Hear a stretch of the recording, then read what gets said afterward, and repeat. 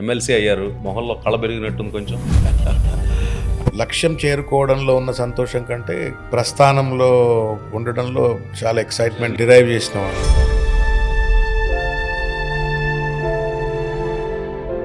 మీ ఉద్దేశంలో ఈ mile stone రావడానికి ఎందుకు 18 సంవత్సరాలు పట్టింది? అంటే మెనీ సిచ్యువేషన్స్.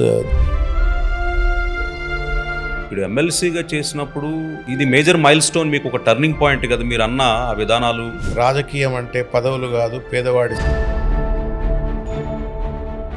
సమాజ అభివృద్ధి కోసం పనిచేయాలా, మనం ఈ మట్టి కోసం, ఈ గడ్డ కోసం, ఈ ప్రాంతం కోసం.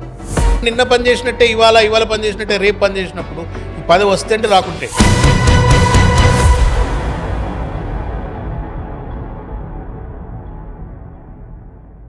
నమస్కారం అండి, డాక్టర్ శ్రవణ్ దాసోజ్ గారు. నమస్కారం సార్, బాగున్నారా?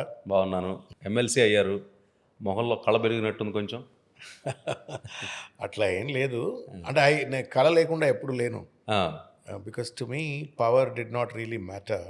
లక్ష్యం చేరుకోవడంలో ఉన్న సంతోషం కంటే ప్రస్థానంలో ఉండడంలో చాలా ఎక్సైట్మెంట్, జర్నీ, డెస్టినేషన్ కంటే కూడా డిరైవ్ చేసిన వాడిని. కాబట్టి I don't really I feel good that I was able to achieve this. But అదేదో కొత్తగా నాకేదో కొమ్ములు వచ్చినాయో తురాయిలు వచ్చినాయో అని అనుకోవట్లేదు. అంటే ఎన్ని మైల్ స్టోన్స్? ఆల్మోస్ట్ మీరు 2007లో పాలిటిక్స్కి వచ్చారు, 2008 కదా. అంటే ఇది ఎన్ని సంవత్సరాలు? దాదాపు 17 సంవత్సరాల ప్రస్థానం. 17 సంవత్సరాలు పట్టింది. అంటే ఏది ఎమ్మెల్సీ రావడానికి అంతకుముందు మైల్ స్టోన్స్ చాలా ఉన్నాయి. ఒక ఎంపీగా పోటీ చేసి ఉండొచ్చు, ఎమ్మెల్యేగా పోటీ చేసి ఉండొచ్చు. మీ ఉద్దేశంలో ఈ మైల్ స్టోన్ రావడానికి మీరు ఒక కార్పొరేట్ ప్రొఫెషనల్గా వచ్చి ఉండటం వల్ల ఎంత టైం పట్టిందా, లేకపోతే టిపికల్గా ఒక పొలిటికల్ లీడర్ అయి ఉంటే ఈ ఎమ్మెల్సీ అనేది ఒక 5 సంవత్సరాలు 6 సంవత్సరాలను వచ్చేసి ఉండేది, లేకపోతే ఎమ్మెల్యేగా ఎంపీగా గెలిచేవాడిని అనుకునేవారు? ఎందుకు 18 సంవత్సరాలు పట్టింది? అంటే మెనీ సిచ్యువేషన్స్ దీనికి అట్రిబ్యూట్ చేసి ఉంటాయి. ఒకటి, నా context itself would have been an impediment or a hurdle for my early success రాకపోవడానికి. రెండు, my own decisions that I have taken in this 16-17 years of journey. So మొత్తానికి ఇబ్బంది అయితే జరిగింది, because this game is not a game of ordinary people. And I am one among crores of ordinary people. Okay. So సామాన్యులకు అంత వెసులుబాటు ఉండేటువంటి ఒక ప్రస్థానం కాదు ఇది రాజకీయం. అబ్సల్యూట్లీ రాజకీయం. It is certainly A game of affluent. It's a game of socially affluent and economically affluent. అంటే డైరెక్ట్గా మాట్లాడాలంటే క్యాస్ట్ కావచ్చు, క్యాష్ కావచ్చు, లెగసీస్ కావచ్చు, ఇవన్నీ చాలా ఉంటాయి. సో ఇవన్నిటికీ అతీతంగా మనం ఏదో ఉద్భవించి అనగానే జనం మనల్ని ఆదరిస్తారు అని అనుకోవటం కూడా. అయితే ఇంకొకటి ఏంటంటే at an individual level, in spite of not being able to achieve this so called milestone, why did I survive? I had one fundamental belief. రాజకీయం అంటే పదవులు కాదు, పేదవాడి సేవ అని మహాత్మా గాంధీ అన్నట్టు ఒక సిద్ధాంతాన్ని నేను బలంగా అన్వయించుకున్నవాడిని.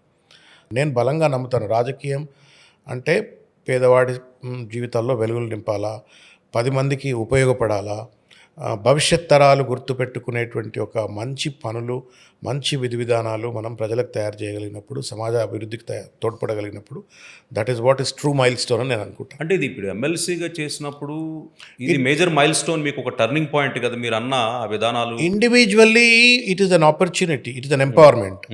Individual it is an empowerment to be able to serve the society in a much more strong manner.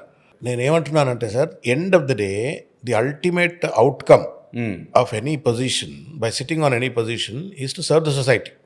మీరు ఎమ్మెల్యే అయినా, ఎంపీ అయినా, మంత్రి అయినా, ప్రధానమంత్రి అయినా, వ్యక్తిగతంగా మీరు మంత్రులైనంత మాత్రాన, ఎమ్మెల్యేలు అయినంత మాత్రాన, ఎమ్మెల్సీలు అయినంత మాత్రాన మీకు వచ్చే లాభం కంటే కూడా ఆ పదవిలో కూర్చున్న తర్వాత మీరు ప్రజలకు ఎంతగా ఉపయోగపడరు అనేది ముఖ్యం.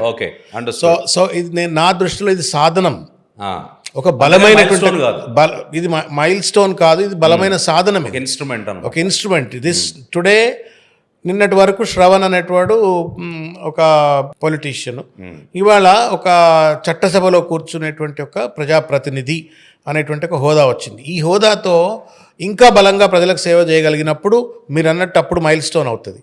Otherwise these are all individual. చాలామంది ఎమ్మెల్యేలు అయినరు, చాలామంది ఎంపీలు అయినరు, చాలామంది మంత్రులు అయినరు, చరిత్రలో వెళ్ళిపోయినారు. But then only few men you remember. ఎందుకు? బికాజ్ ఆ పదవిలో కూర్చొని ఆ పదవికి వన్నె తెచ్చే విధంగా, ఆ పదవితో 10 మందికి ఉపయోగపడే విధంగా, సమాజ అభివృద్ధికి తోడ్పడే విధంగా పనిచేసినప్పుడు దెన్ అది మైల్ స్టోన్ అవుతుందని నేను పర్సనల్ నమ్ముతున్నాను. అర్థమైంది. It's mile stone. I'm not arrogant. నేనేదో అహంకారంతో ఇది ఏ పదవి అని అంటలేను. ఇది గొప్ప పదవి. కానీ ఆ పదవికి ఎప్పుడు విలువ వస్తుంది, ఎప్పుడు అదొక నిజమైన మైల్ స్టోన్ ప్రజలకి సేవ అవుతుంది అంటే చేసినప్పుడు. దానివల్ల మనము నిన్నటి కంటే ఇవాళ ఈ పదవి ద్వారా ఎక్కువగా మనం సర్వ్ చేయగలిగినప్పుడు, ఎక్కువగా సమాజం మీద ఇంపాక్ట్ చూపెట్టగలిగినప్పుడు, ఎక్కువగా ప్రభుత్వాలపైన పోరాటం చేసి ప్రజల కోసం గట్టిగా నిలబడగలిగినప్పుడు then this will become a milestone. Otherwise it's నిన్న పని చేసినట్టే ఇవాళ పని చేసినట్టే రేపు పని చేసినప్పుడు ఈ పదవి వస్తే అంటే రాకుంటే సరే, ఏం చేద్దాం అనుకుంటున్నారు? You to work hard. ప్రజల నేను ఒకటే నమ్ముతానండి. నెక్స్ట్ 2 సంవత్సరాలు మీకు ఏమన్నా ప్లాన్? నేనైతే బలంగా ఎమ్మెల్సీగా ఉండి ఎమ్మెల్సీగా ఉంటూ ప్రజల గొంతుకుగా ఉంటా అనుకుంటున్నాను. ఎమ్మెల్సీగా ఉంటూ ప్రజల యొక్క సమస్యల పరిష్కారం కోసం పనిచేస్తా అనుకుంటున్నాను. ఎమ్మెల్సీగా ఉంటూ గతి తప్పినటువంటి ఒక తెలంగాణ సామాజిక, ఆర్థిక, రాజకీయ విధి విధానాలను సరిదిద్దాలని చెప్పని అనుకుంటున్నాను. బీఆర్ఎస్ పార్టీకి ఒక సుశిక్షితుడైన సైనికుడిగా పనిచేయాలనుకుంటున్నాను. కేసీఆర్ గారికి సైనికుడిగా, మళ్ళా కేసీఆర్ గారు ముఖ్యమంత్రి అయ్యేంత వరకు కూడా ఇంకా కష్టపడి తెలంగాణ కోసం పోరాటం చేయాలని చెప్పని అనుకుంటాను. Okay, all the best Shravan గారు. సో మంచి ప్యాషన్ ఉంది. ఆ ప్యాషన్ను మీరు యాక్షనైజ్ చేసి ప్రజలకి నిజంగానే ఆ బెనిఫిట్స్, ఫ్రూట్స్ అంతాయని ఆశిస్తున్నాను. సో మీ ఎడ్యుకేషన్ పరంగా చూస్తే మీరు చాలా పాత్రలు పోషించారు. ఒక ఎడ్యుకేషన్ అనే కాదు. సో మీరు డాక్టరేట్ చేశారు ఆర్గనైజేషన్ డెవలప్మెంట్, హ్యూమన్ రిసోర్సెస్లో. తర్వాత చూస్తే మీ ప్రొఫైల్ చూస్తే మీరు యాక్టరు, ఒక స్క్రిప్ట్ రైటరు, ఒక స్టూడెంట్ లీడరు, ఒక యాక్టివిస్టు, ఒక పొలిటికల్ లీడరు, ఒక టీచర్, ఒక ట్రైనర్, ఒక కార్పొరేట్ హెచ్ఆర్ జనరల్ మేనేజర్. ఒకటి కాదు, ఇన్ని సంవత్సరాల ప్రస్థానంలో చాలా రోల్స్ మీరు ప్లే చేశారు, రైట్? మీరు ఫస్ట్ నుంచి చూసుకుంటున్నప్పుడు. కానీ ఈ రోల్స్ ఇన్ని ప్లే చేసినప్పుడు అదేమన్నా మీ మీద ఇంపాక్ట్ అయిందా? అంటే పాలిటిక్స్కి ఉపయోగపడిందా? ఎందుకంటే మీరు హెచ్ఆర్ నుంచి వచ్చారు, కార్పొరేట్లో కూడా. హెచ్ఆర్లో కూడా అంటే అక్కడ 5,000 మందిని డీల్ చేసి ఉండొచ్చు. ఇప్పుడు మీరు లక్షల మందితో మమేకం అవుతూ ఉండాలి. వీళ్ళు వేరు. ఈ ప్రజలు ఏంటంటే నాకు ఏదో ఒక సహాయం కావాలని వచ్చే ప్రజలు ఉంటారు. కార్పొరేట్ లైఫ్ స్టైల్ వేరు. ఇలా మీరు బేరీజ్ వేసుకున్నప్పుడు మీ ఎక్స్పీరియన్స్, ఈ మల్టిపుల్ పాత్రలు మీరు పోషించారు కదా, ఈ పోషించడం వల్ల మీలో ఏమన్నా ఒక కొత్త క్యాపబిలిటీస్ ఎవాల్వ్ అయినాయా? అంటే మొదటి నుండి కూడా కొంత హ్యూమన్ సెన్సిటివిటీ ఉన్నటువంటి వాడిని. అది ఎందుకుందో మా ఫాదర్ చిన్నప్పటి నుండి మానవ సేవ, మాధవ సేవ, తర్వాత బాగా ఆయన చెప్పిన ఈ డైలాగులు నాకు బాగా గుర్తున్నటువంటివి. మానవ సేవ, మాధవ సేవ. రెండవది వివేకానందుడు ఒక మాట చెప్పేవాడు, అని చెప్తుండే ఆయన, ask nothing, want nothing, what ever you have to do you do it will come back to you in 1000-fold అని ఒక కోట్ ఉంటుంది. అది చెప్తుండేవాడు. ఇది బలంగా ఇన్గ్రెయిన్ అయినటువంటిది.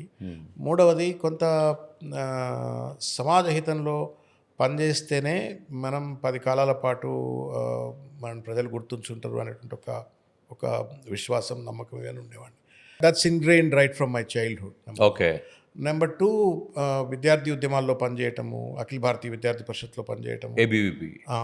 ఎస్, ఏం చేశారండి అక్కడ? నేను ఉస్మాన్ యూనివర్సిటీ జనరల్ సెక్రటరీగా ఉన్నాను. చిన్నప్పటి నుండి రాష్ట్రీయ స్వయం సేవక్ సంఘ్లో పనిచేశాను. స్వయం సేవక్గా ఉన్నాను, ముఖ్య శిక్షక్గా ఉన్నాను, ప్రార్థనా ప్రముఖగా పనిచేశాను. సో కొంత పేట్రియాటిజం, సోషల్ సెన్సిటివిటీ, సమాజ అభివృద్ధి కోసం పనిచేయాలా, మనం ఈ మట్టి కోసం, ఈ గడ్డ కోసం, ఈ ప్రాంతం కోసం, భరతమాత కోసం భావాలతో ఎదిగినటువంటి భావాలు, అసలు దేశాన్ని దాని నుంచి ఎదిగినటువంటి వాడిని. తర్వాత విద్యార్థి నాయకుడిగా ఉన్నాను. So all along there was a social sensitivity. ఎలా వచ్చింది అది? అంటే మీకు ఏమైనా ఇన్ఫ్లుయెన్సర్ ఎవరైనా ఉన్నారా? My father himself great preacher for me. అంటే ఆయన చిన్న ఒక మోడరేట్ ఫ్యామిలీకి వెళ్ళి వచ్చిన ఆయన, చిన్న గవర్నమెంట్ ఎంప్లాయీ. బట్ ఆయనకున్న ఇంత రిసోర్సెస్లో, ఇంత గొప్ప రిసోర్సెస్లో ఒకళ్ళు, ఇద్దరో, నలుగురో, 10 మందో అవసరానికి వస్తే ఒకళ్ళకి ఫీజులు కడుతుండే, లేకపోతే ఎవరైనా వృద్ధులు వస్తే వాళ్ళకి ఎవరైనా సాయం చేస్తుండే, ఆడపిల్లల పెళ్ళిళ్ళు చేయాలని ఇబ్బంది పడేటోళ్ళు ఉంటే వాళ్ళకి సాయం చేస్తుండే. సో సహాయకారిగా ఉండాలా అనేటువంటి ఒక తత్వం మొదటి నుండి నేను ఆయనను అబ్జర్వ్ చేస్తూ పెరిగినటువంటి వాడిని. ఒకటి అంటే ఇంట్లో ఎన్విరాన్మెంట్ చాలా ఇంపాక్ట్ చేసింది. అది చాలా ఇంపార్టెంట్ బేసికల్లీ. అబ్సల్యూట్లీ. అంటే ఇప్పుడు మీరు చెప్పేది చాలా మెసేజ్ కూడా ఏంటంటే మన ఇంట్లో మన పేరెంట్స్ ద ఫస్ట్ టీచర్స్ అండి. కరెక్ట్. మీ నాన్నగారి ఇన్ఫ్లుయెన్స్ మీ మీద బాగా సొసైటీకి చేయాలి అన్న that ఒక was very తత్వం అక్కడే strong. మొదలైంది. అంటే విత్తనాలు అక్కడి నుండి. దాని తర్వాత నేను 6వ తరగతిలో ఏమో అనుకుంటా స్వయం సేవక్గా 6వ తరగతిలోనే 6th క్లాస్ నుండే నేను స్వయం సేవక్గా శాఖకి వెళ్ళేవాడు. వివేకానంద సాయం శాఖ అని నల్గొండ గవర్నమెంట్ జూనియర్ కాలేజ్ పక్కన మా ఇల్లు ఉంటుండే. ఆ శాఖకి వెళ్ళి శాఖలో వాలంటీర్గా చేసేవారా? వాలంటీర్గానే. తర్వాత స్వయం Sevak, you college volunteer English, okay. స్వయం సేవక్ అంటారు. స్వయం సేవక్ తర్వాత ప్రార్థనా ప్రముఖ్, పాటలు బాగా పాడేవాడిని. ప్రార్థనా ప్రముఖ్ పాటలు బాగా పాడేవారా? బాగా పాడేవాడిని. ఏ పాటలు? ఏదైనా పాడేవాడిని. మామూలుగా అంటే దేశభక్తి పాటలా లేకపోతే దేశభక్తి పాటలు, హిందీ, తెలుగు? ప్రజలకు సంబంధించినవి. సొంతంగా రాసేవారా? రాయటం కంటే కూడా పాడేవాడిని. పాడేవారు. సో వైయక్తిక గీత అంటారు, అవన్నీ బాగా వాడుతుండే అనమాట. ఓ సో అట్లా ప్రార్థనా ప్రముఖ్, ప్రార్థన నేర్చుకొని ప్రార్థనా ప్రముఖ్, తర్వాత ముఖ్య శిక్షక్ అట్లా.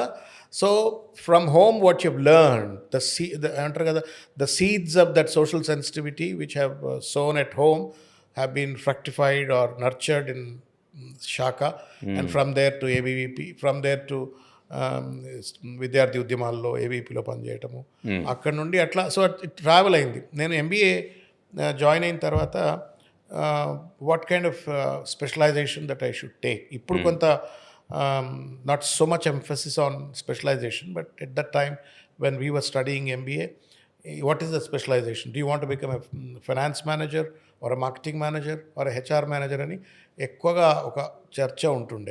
ఇప్పుడు మల్టీ యూనో చాలా ఉన్నాయి ఇప్పుడు. చాలా ఉన్నాయి. అవును. So one of the reasons why I chose to join take up HR ఏంటి అంటే, ప్రజలతో మమేకమై ఉన్నటువంటి ఒక సోషల్ సెన్సిటివిటీతో ప్రజలతో మమేకమైనటువంటి ఒక విద్యార్థి జీవితాన్ని గడిపిన వాడివి. That was a macro HR. So this is micro HR. So therefore నువ్వు హెచ్ఆర్ తీసుకో బాగుంటుంది. ఓకే. అట్లా హెచ్ఆర్ తీసుకున్నవాడిని.